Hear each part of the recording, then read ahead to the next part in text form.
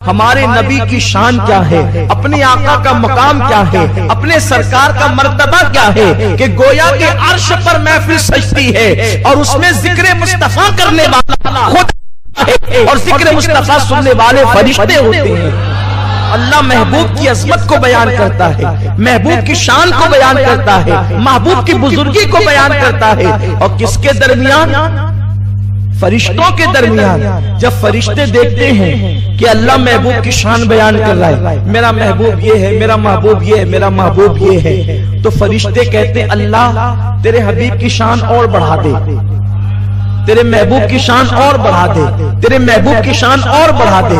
تو اللہ کا یہ بیان کرنا کہ میرے محبوب کی شان یہ ہے، یہ درود ہے محبوب پر، اور فرشتوں کا یہ کہنا کہ اور بڑھا دے، یہ فرشتوں کا درود ہے، اور پھر فرشتے بھی یہ کر رہے، خدا بھی یہ کر رہا ہے، تو اللہ فرماتا ہے ہم تو یہ کر رہے ہیں، تم بھی یہی کرو۔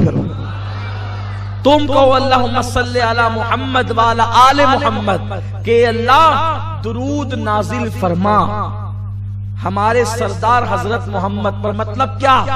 اللہ یہ جو تو فرشتوں میں محبوب کا ذکر کر رہا ہے اور فرشتے کہہ رہے اور بڑھا دے، تو ہم بھی کہتے ہیں اور بڑھا دے۔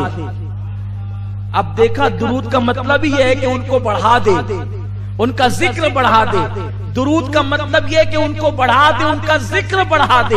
اب توجہ فرمائے، غور کریں، جو لوگ یہ کہتے ہیں کہ کیا رسول کا ذکر کرتے ہو، ہم کہتے ہیں نادان۔ اب توجہ سے سنیں، پوری کائنات کے اندر اللہ کا ذکر اتنا نہیں ہوتا۔ توجہ فرمائیں، پوری کائنات میں اللہ کا ذکر اتنا نہیں ہوتا جتنا رسول اللہ کا ذکر ہوتا ہے، کیونکہ اللہ کا ذکر مخلوق کرتی ہے اور رسول اللہ کا ذکر خالق کرتا ہے۔ یہ شان مصطفیٰ ہے۔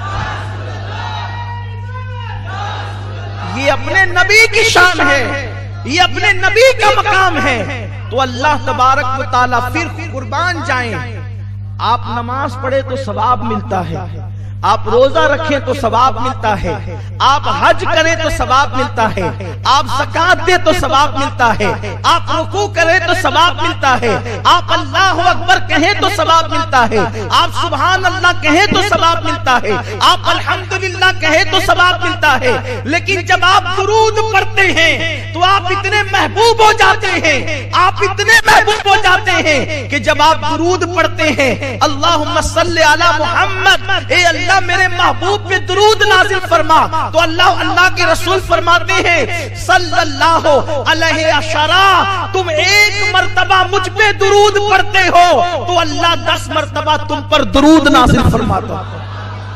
یعنی انسان تو کتنا مقرب ہو جاتا ہے اللہ کا کہ تو ایک بار حضور پہ درود پڑھے تو اللہ تجھ پہ 10 بار پڑھے۔ اللہ تجھے نہیں دیکھتا کہ تو شرابی ہے، تو جواری ہے، تو زانی ہے، تو جھوٹا ہے، تو غیبت کرنے والا ہے، تو چغل خور ہے۔ بس اگر مومن ہے ایک بار حضور پہ درود پڑھا تو اللہ 10 بار تجھ پہ درود نازل کرے۔ جس پہ اللہ درود بھیجے وہ کتنا مقرب ہوگا۔ اور درود کب ملتا ہے؟ نماز پڑھنے سے نہیں ملتا درود۔ اللہ نماز پڑھنے پہ ثواب بھیجتا ہے، نماز پڑھنے پہ ثواب بھیجتا ہے، درود پڑھنے پہ درود بھیجتا ہے۔ اب جس پہ خدا درود پڑھے، جس پر خدا درود پڑھے، اللہ کا پڑھنا ہماری طرح نہیں ہے، اللہ کا پڑھنا ہماری طرح نہیں۔ ابھی آپ نے سنا نا کہ اللہ تعالیٰ کیسے درود پڑھتا ہے، کیسے درود بھیجتا ہے۔ وہ فرشتوں کی محفل میں نبی کا احترام اور بزرگی بیان کرتا ہے، لیکن جب امتی درود پڑھتا ہے تو اللہ اس کی بھی شان فرشتوں میں بیان کرتا ہے اور اس پہ رحمتیں نازل فرماتا ہے۔ سوچو زبان قدرت پر تیرا نام آ جائے تیری شان کیا ہے۔ زبان قدرت پر اور کب آتا ہے؟ جب تو درود پڑھتا ہے، جب تو دیکھا درود کتنا مقدس اور مقرب عمل ہے۔ امام المتکلمین مولانا نقی علی خان رحمت اللہ علیہ فرماتے ہیں کہ بدنی، مالی اور قولی عبادت سے، یہ بدن کی عبادت، مال کی عبادت اور قول کی عبادت، ان ساری عبادتوں میں، نفلی عبادتوں میں درود سے بڑھ کر کسی کا مرتبہ نہیں ہے. سب سے بڑا مرتبہ درود شریف کا ہے. بلکہ فرض نمازوں کے بعد اگر سب سے بڑا رتبہ کسی کو حاصل ہے تو وہ درود شریف کو حاصل ہے. نماز پڑھ رہا ہے, نماز پڑھتے پڑھتے اچانک دل میں خیال آیا کہ مجھے تو نور محمد بھائی دیکھ رہے ہیں, مجھے تو حافظ غفران صاحب دیکھ رہے ہیں کہ میں کتنی اچھی نماز پڑھ رہا ہوں. اللہ کہتا اٹھا تیری نماز, اور منہ پہ مار دیتا ہے. اللہ تعالیٰ نماز رد کر دیتا ہے. کیوں؟ اس لیے کہ دکھاوا کیا. زکات دیتے ہوئے دکھاوا کیا کہ لوگ مجھے سخی کہے. اللہ زکات کا ثواب نہیں دیتا, اس کو منہ پہ پھینک مارتا ہے. رکوع کیا, اچھا رکوع کیا تو اگر دکھاوا کیا تو پھینک مارتا ہے. لیکن قربان جائے محبوب کی عظمت پر, اگر کوئی درود شریف دکھانے کو پڑے, ریاکاری کے طور پہ پڑے, تو اللہ رد نہیں کرتا تو بھی قبول کرتا ہے. اور کہا جاتا ہے کہ بندے اب تیری ریا کو نہیں دیکھوں گا, محبوب کی ضیا کو دیکھوں. تیری ریا نہیں دیکھی جائے گی, اب حبیب کی ضیا دیکھی جائے گی, اور ان کے روح کے بددعا کے صدقے تجھے ثواب عطا کیا جائے گا. اسی لیے حضرت ابی ابن کعب رضی اللہ تعالیٰ عنہ حاضر ہوئے, عرض کیا یا رسول اللہ صلی اللہ تعالیٰ علیہ وسلم, میں چاہتا ہوں کہ اپنے 24 گھنٹوں کے 4 حصے کروں اور ایک حصہ میں درود شریف پڑھتا رہوں. آقا کیسا رہے گا؟ سرکار فرماتے ہیں بہت اچھا ہے, اگر اس میں زیادتی کرو تو اور بہتر ہے تمہارے لیے. عرض کی یا رسول اللہ 24 گھنٹے کے آدھے حصے میں اب میں آپ پہ درود و سلام ہی پڑھتا رہوں گا. آقا فرماتے بہتر ہے, لیکن اس میں اور اضافہ کرو تو اچھا. عرض کی یا رسول اللہ پونا حصہ درود و سلام. آقا فرماتے بہتر ہے, اور زیادہ کرو تو اچھا. عرض کیا یا رسول اللہ فرض نمازوں کے بعد رات و دن میں صرف آپ پہ درود و سلام پڑھوں گا. آقا فرماتے ہیں اگر تو نے ایسا کر لیا تو اللہ تجھے دنیا کے غموں سے بھی آزاد کر دے گا, آخرت کے غموں سے بھی آزاد. اس لیے درود شریف پڑھنے کی عادت ہے. اور جب آقا کریم صلی اللہ علیہ وسلم کا نام آئے تو بلند آواز سے صلی اللہ علیہ وسلم کہہ لینا یہ واجب ہے, کیونکہ آقا فرماتے ہیں سب سے بڑا بخیل وہ ہے جس کے سامنے میرا نام لیا جائے اور وہ مجھ پہ درود نہ پڑھے. آقا کریم صلی اللہ علیہ وسلم کے دیوانوں, اس لیے درود پڑھنے کی عادت ڈالو. کم سے کم روزانہ 313 مرتبہ تو درود پڑھ ہی لیا کرو. 500 مرتبہ پڑھو تو اور اچھا, 1000 مرتبہ پڑھو تو اور اچھا. حضرت سیدنا قطب الدین بختیار کاکی رحمت اللہ علیہ اس وقت تک کہ آرام نہیں فرماتے تھے جب تک کہ 3000 مرتبہ درود نہیں پڑھ لیتے. 3000 مرتبہ درود پڑھنے کے بعد آپ آرام فرماتے تھے. درود شریف کی بڑی برکتیں. آقا کریم صلی اللہ علیہ وسلم فرماتے ہیں کہ اگر بندہ دعا کرے اور درود نہ پڑھے تو اس کی لٹکتی رہتی ہے زمین اور آسمان کے درمیان, لیکن اگر کوئی درود پڑھ لے اور درود پڑھنے کے بعد دعا کرے تو اللہ اس کی دعا کو ضرور قبول فرماتا ہے. آقا فرماتے ہیں عرش کے نیچے ایک فرشتہ ہے جس کا سر عرش سے لگا ہوا ہے اور جس کے پیر تحت الثری میں ہے, جس کا ایک بازو مشرق کی طرف ہے اور دوسرا بازو مغرب کی طرف ہے. یہ حدیث میں وہ پڑھ رہا ہوں آپ کے سامنے آج جو میں نے اپنی زندگی میں سب سے پہلا بیان کیا تھا تو یہی بیان کیا تھا. اس وقت میری عمر 10-11 سال کی رہی ہوگی. میری زندگی کا پہلا بیان یہی ہے اور اس میں یہی میں نے روایت پڑھی تھی. مجھے آج بھی یاد ہے, وہ پورا بیان بھی آج بھی یاد ہے. پورا نہیں سناؤں گا, یہ حدیث اس میں سے سنا رہا ہوں. عرش کے نیچے اس کا سر ہے فرشتے کا اور تحت الثری میں اس کا پیر ہے. اس کا ایک بازو مشرق کی طرف ہے اور اس کا دوسرا بازو مغرب کی طرف ہے. جب کوئی بندہ مومن آقا پر محبت کے ساتھ درود پڑھتا ہے تو اللہ اس فرشتے کو حکم دیتا ہے کہ وہ نور کی دریا میں گوتا لگائے. تو فرشتہ نور کے دریا میں گوتا لگاتا ہے اور باہر آنے کے بعد وہ اپنے پروں کو جھاڑنے لگتا ہے. بتائیں اگر کبوتر اپنے پروں کو دریا میں ڈوب کر جھاڑے تو کتنے قطرے گن سکتے ہیں؟ نہیں گن سکتے.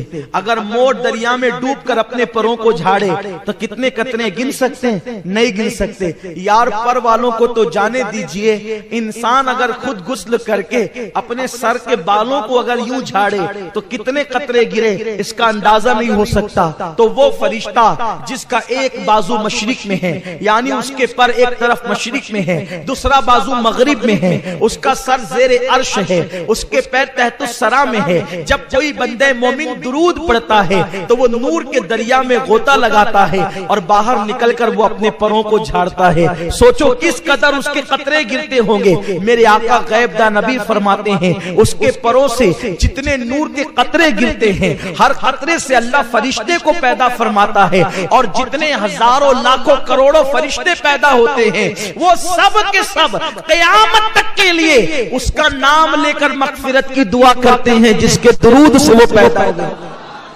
توجہ کریں، آپ کے درود سے فرشتے پیدا ہوتے ہیں۔ اسی لیے پوری کائنات کے اندر اللہ کی 18,000 مخلوق ہے کم و بیش۔ کتنی مخلوق ہے؟ 18,000 مخلوق ہے کم و بیش۔ یہ ناک کے اندر جو جراثیم جاتے ہیں وہ بھی اللہ کی مخلوق ہے نا، جس کو جراثیم کہتے ہیں، کیٹانو جس کو کہتے ہیں، وہ بھی اللہ کی مخلوق ہے۔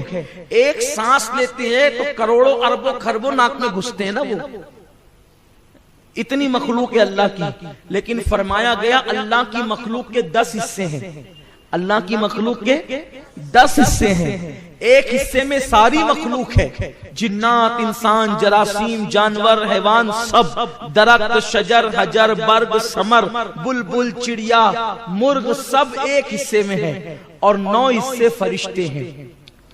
سوچو فرشتوں کی تعداد کتنی ہوگی، کتنی تعداد ہوگی فرشتوں کی، اندازہ لگاؤ۔ تو یہ جو فرشتے پیدا ہوتے ہیں کس طرح پیدا ہوتے ہیں؟ انسان شادی کرے تو انسان پیدا ہوتا ہے، اور انسان درود پڑھے تو فرشتے پیدا ہوتے ہیں۔ میں نے سوچا یہ درود سے انسان بھی پیدا ہوا، درود سے فرشتے بھی پیدا ہوتے۔ کیسے؟ جب آدم و حوا کا نکاح ہوا تو اللہ نے کہا آدم نکاح کے بعد میرے محبوب پر مہر کے طور پہ درود پڑھ، میرے محبوب پر درود پڑھ بطور مہر، یہ مہر ادا ہوگا۔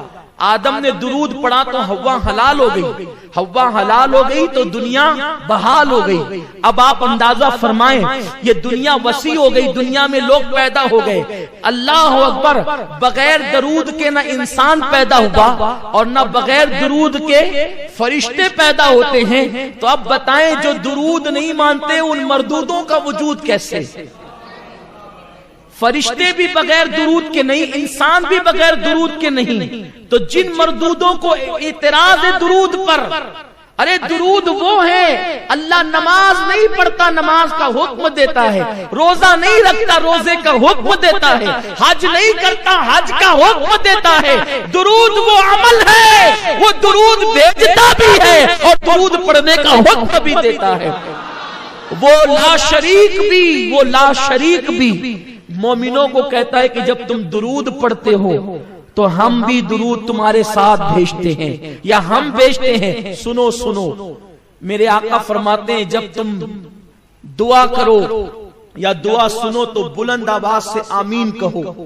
جس کی آمین فرشتوں کی آمین سے مل جاتی ہے اس کی مغفرت ہو جاتی ہے، کیونکہ فرشتے بھی آمین کہتے ہیں، تم بھی آمین کہتے ہو۔ جس کی آمین فرشتے کی آمین سے مل گئے اس کی مغفرت ہو گئی۔ اللہ بھی درود بھیج رہا ہے، بندہ بھی درود بھیج رہا ہے۔ جس کا درود خدا کے درود سے مل جائے اس کا مرتبہ کیا ہوگا؟ جس کا درود، ارے جس کی آمین فرشتوں کی آمین سے مل جائے اس کو جنت مل جائے، جس کا درود خدا کے درود سے مل جائے اس کا مرتبہ کیا ہوگا؟ امام المتکلمین مولانا نقی علی خان علیہ رحمہ جو اعلیٰ حضرت کے والد بزرگوار ہے، فرماتے ہیں ایک مرتبہ درود پڑھنا پوری دنیا کی نعمتوں سے بڑھ کر ہے۔ درود وہ ہے، درود کا ثواب وہ ہے۔ آئیے بہت تفصیل میں نہیں جاتے، چند باتیں عرض کرتے ہیں تاکہ ہم درود پڑھیں، درود پڑھنے کے عادی بنیں، آج سے عادت بنائیں۔ درود پڑھنے میں کبھی شرمایا نہیں کریں بلکہ اپنی عادت بنائیں، اٹھتے بیٹھتے چلتے پھرتے آقا پہ درود شریف پڑھا کریں۔